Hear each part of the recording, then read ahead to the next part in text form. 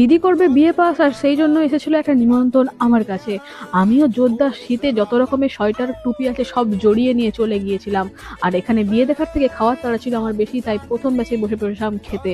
আর সবার প্রথমেই চলে এসেছিল কিন্তু স্যালাড, সস আর বেগুনি। গরম গরম বেগুনি খাওয়ার পরেই চলে এসেছিল ফ্রাইড রাইস আর চানা। দুটোর গন্ধ তো আমাকে পুরো মরিয়া করে তুলেছিল।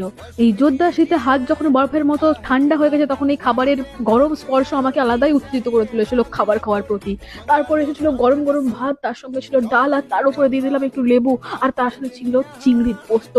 যাই হোক, ভাগ্যক্রমে দুটো চিংড়ি আমার কাছে পড়েছিল, সেই দুটো চিংড়ি দিয়েই কিন্তু খাওয়াটা কমপ্লিট করলাম। ঠিক তারপরে দেখছি চলে আসছে আস্তে আস্তে চিকেন কষা। আমি অনেকক্ষণ ধরে ভ্যাবলার মতো তাকিয়ে থাকার পর অবশেষে 3 পিস চিকেন আমার পাতে পড়ে আমাকে ধন্য করলো।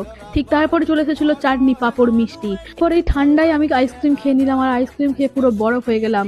তারপর বউকে এক ঝলক দেখে চলে এলাম বাড়ি, আবার কাঁপতে কাঁপতে। টাটা।